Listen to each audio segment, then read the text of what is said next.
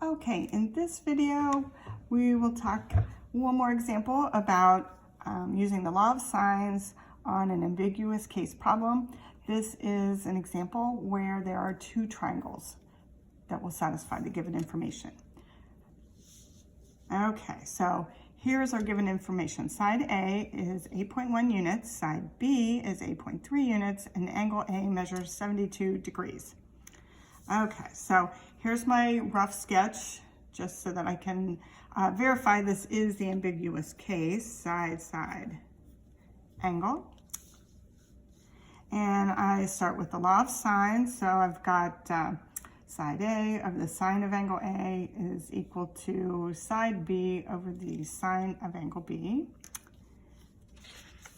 The cross products are equal.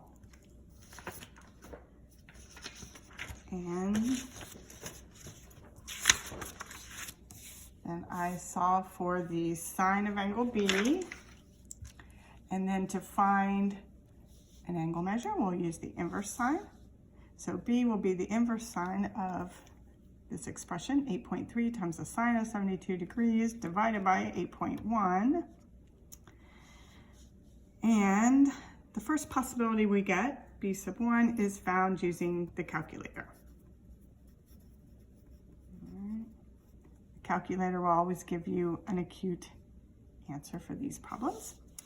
And the second possibility, B sub 2, will be the supplement of B sub 1. So we do 180 minus B sub 1, and we get that B sub 2 is 103 degrees. All right, so we have two possibilities for angle B. Okay. So in one case,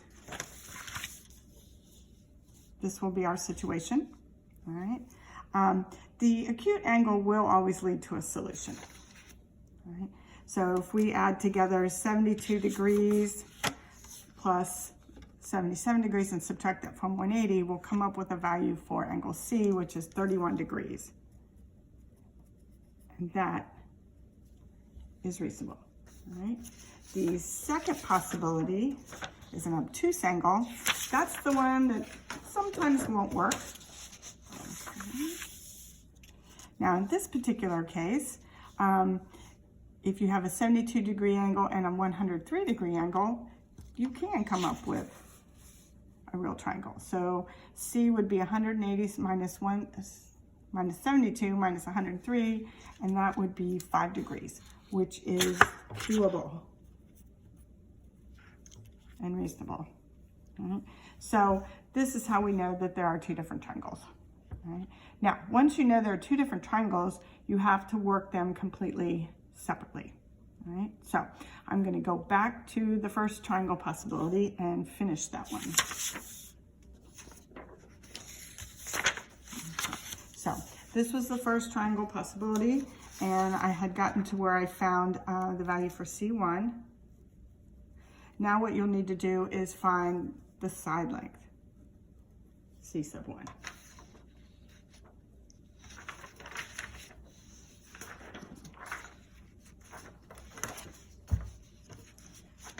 All right, so go back to the law of sines again. So I'm going to do A divided by the sine of A being equal to side C divided by the sine of C. Now I'm using the first possibility for angle C. Okay, the cross products here lead you to 8.1 times the sine of 31 degrees is equal to C1 times the sine of 72 degrees.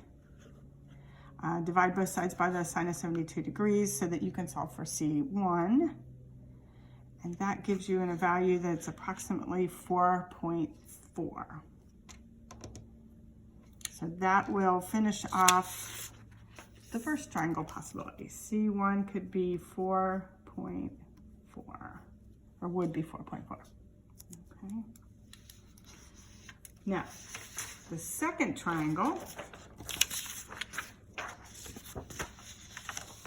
here's where we were with that. We had our given, and we had figured out that angle C could be 5 degrees. Right? Now, using angle C being 5 degrees with the law of sines, leads us to this ratio right here. Okay, 8.1 divided by the sine of 72 degrees equals C2 divided by the sine of 5.